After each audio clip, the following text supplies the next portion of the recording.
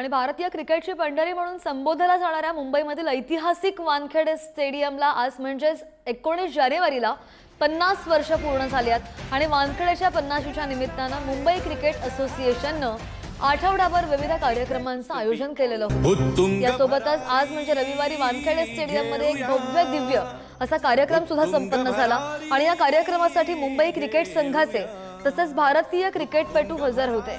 तसंच राष्ट्रवादीचे सर्वेसर्वा शरद पवार, सांस्कृतिक मंत्री आशिष शेलार, एमसीएचे सदस्य आणि आमदार जितेंद्र आव्हाड हे सुद्धा उपस्थित होते। यावेळी चॅम्पियन्स ट्रॉफी 2025चा करंडक वानखेडे स्टेडियमवर आणण्यात आला आणि यावेळी माजी कसोटीपटू सुनील गावस्कर यांच्या 75वा वाढदिवस सुद्धा साजरा करण्यात आला।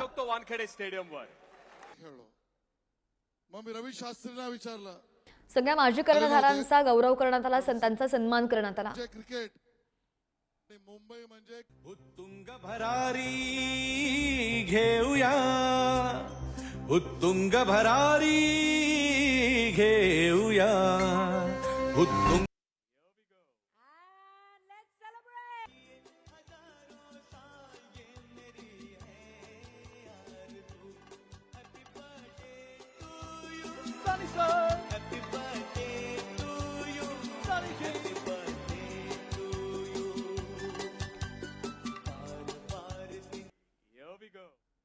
आणि वानखेडे स्टेडियमच्या सुवर्ण महोत्सवाच्या सोहळ्यामध्ये भारतीय क्रिकेट संघाचा माजी क्रिकेटपटू मास्टर ब्लास्टर सचिन तेंडुलकर याची मुलाखत सुद्धा घेण्यात आली आहे आणि यावेळी सचिनने जुन्या आठवणींना उजाळा दिला आणि वानखेडे स्टेडियमवर झालेल्या शेवटच्या कसोटी सामन्यातून अनुभव देखील सांगितला। एक test match which comes to mind is the 200th test match that you played at the Wankhede Stadium. A very special test match. So special memories from that test match, if you could share with us on this wonderful occasion.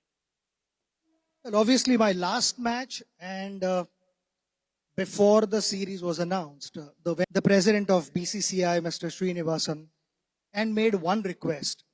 I said ki last match, I want that match to happen in Mumbai for one very reason कि इतने साल मैं cricket खेल रहा, 24 साल for India, and before that, you know, another 5-6 years, so around about 30 years.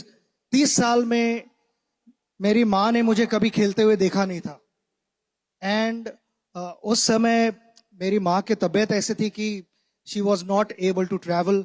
She would never have been able to get to any other venue other than Wankhede Stadium. तो मैंने request की कि मेरी एक last wish है, last ख्वाहिश है कि मेरी मदर यहाँ बैठ के मुझे एक बार देखी कि 24 साल में घर छोड़ के क्यों जा रहा था, एटलीस्ट वो एक मेरी तमन्ना पूरी हो।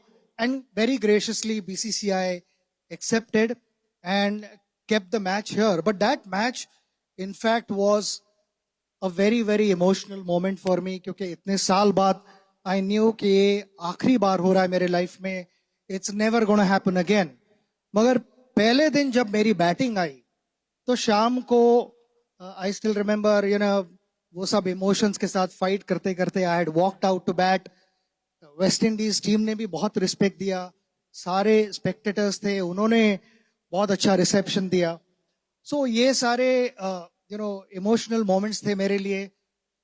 आंख थोड़े गिले हुए थे, थोड़ा पानी था आंख में, मगर फोकस भी करना था और बैटिंग करनी थी। Above all I saw on the mega screen there, मेरी माँ के ऊपर क्लोजअप था and my mother did not realize कि उसे मेगा स्क्रीन पे दिखाया जा रहा है। And when she looked at the mega screen and that reaction before the last over, the last 6 balls, then they went to Anjali and kids, all my family members, and then once the match got over, I spoke and that the lap जहाँ पे मुझे प्लेयरों ने कंधे पे उठाया था, it was surreal. ये सारी चीजें ये ना कोई प्लान नहीं कर सकता, ये ऊपर से लिखा जाता है, ऊपर से स्टोरी लिखी जाती है। और उसके लिए जो जिस तरह से आपने प्यार दिया मुझे और वो एक्सपीरियंस मेरे लिए स्पेशल किया, that's gonna be with me till the last breath.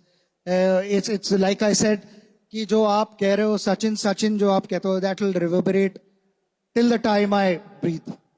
It was yes. an emotional time for the whole country. I don't know how many people wept, some very, very emotional and sad tears. You know, Oh, yes, when- absolutely. yes. Can we have a round of applause for that? Where it was emotions, भावना आणि त्याचबरोबर एक भावुक क्षण आपल्या सगळ्यांसाठीच होता तो 200वी test match. हे conversation आपल्याला असंच वाटतं की आपण हे सुरू ठेवावं. Will keep on going. पण एक असं मला तुम्हाला विचारावं वाटेल की सचिन तेंडुलकर आणि एक खाद्य पदार्थ आहे मुंबईचा वडापाव, ह्याच्याबद्दलची तुमची आवड एक वेगळीच आहे. असं कधी झालंय, कभी ऐसा हुआ है कि ग्राउंड के लॉकर रूम में या ड्रेसिंग रूम में आपने छुप कर वड़ा पाव खाया हो या कोशिश की हो? वड़ा पाव खाने वाला मैं एक ही नहीं हूँ, मेरे यहाँ सामने काफी बैठे हैं जो वड़ा पाव एंजॉय करते हैं उतना ही करते हैं कि नहीं? I love it. मगर जब वड़ा पाव की बात होती है तो मेरे दिमाग में एक बहुत फनी किस्सा आता है which happened in the mid 90s. हम मुंबई टीम के साथ यहाँ पे प्रैक्टिस कर रहे थे और हमारे टीम में एक मेंबर था जिसका मैं नाम नहीं लूंगा. मेंबर था, उसे अपने टिफिन बॉक्स में हर दिन कुछ ना कुछ स्नैक लाने का शौक था उसको. मगर उस दिन उसके टिफिन से कुछ ज्यादा ही अच्छा स्मेल आ रहा था. तो कुछ शरारती प्लेयर्स थे टीम में, उन्होंने डिसाइड किया कि भाई आज इसका टिफिन पूरा खत्म करना है. उसकी आदत थी कि ना जब भी उसे कहा जाए कि तू बॉलिंग करने वाला है तो फिर वो ड्रेसिंग रूम में जाके अपने स्पाइक्स जूते पहनता था और बॉलिंग करता था. कभी बैटिंग करने के लिए कहा तो फिर पैड खाते खाते एक दो चीजें खाई अपने टिफिन बॉक्स से निकाल के. तो उस दिन वो सब कुछ होने के पहले हमारे टीम के दो शरारती लड़के ड्रेसिंग रूम के अंदर गए. उन्होंने वो टिफिन बॉक्स खोला और उसमें वो वड़ा थे ऑब्वियसली, तो सारे वड़ा खत्म कर दिए. और फिर वो प्लेयर अंदर गया, उसका रेगुलर रूटीन था कि बैटिंग करते पैड पहनते पहनते तो वड़ा जैसे देखा वो गुस्से में बाहर आया एकदम और हंगामा शुरू किया. हमारा नेट चालू था और हंगामा शुरू किया और ये कहने लगा कि प्रैक्टिस रोको और ये सब कुछ.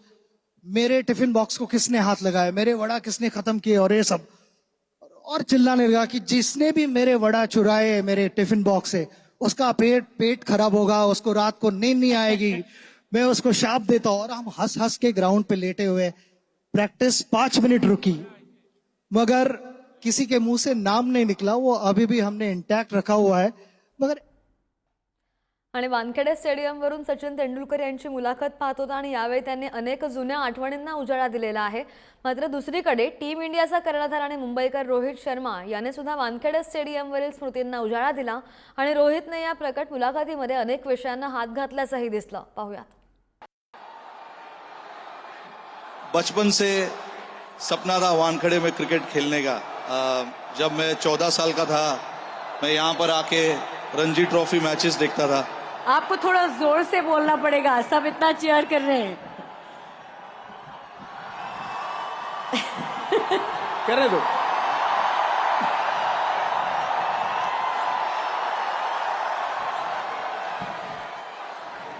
ये वानखेड़े का स्पेशलिटी है. बिल्कुल, ये वानखेड़े जब जब भी हम यहाँ पर खेलते हैं, जब भी हम यहाँ पर खेलते हैं, चाहे कोई भी मैच हो, इंडिया का मैच हो, मुंबई का मैच हो, मुंबई इंडियंस का मैच हो, क्राउड नेवर डिसअपॉइंट्स हियर. तो इसीलिए यहाँ पर खेलने का एक अलग ही मजा है.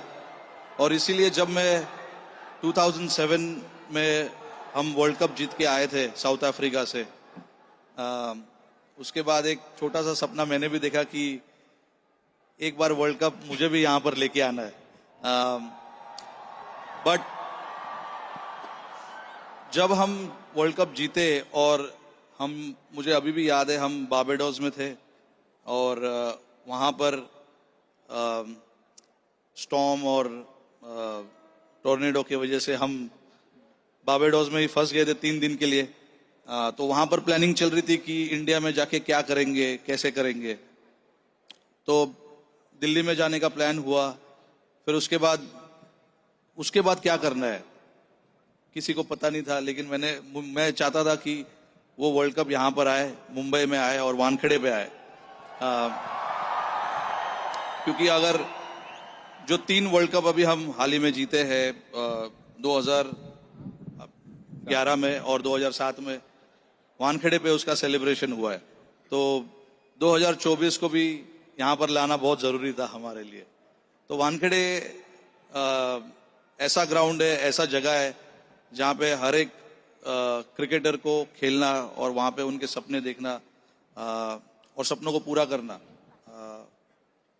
बड़ा मजा आता है। अगर जब आप सपने देखते हो और उसको पूरा होते हुए देखते हो तो अच्छा लगता है। मैंने बचपन से इतना क्रिकेट यहाँ पर देखा है, खेला है। इस ग्राउंड का जो माहौल है वो बहुत अलग है।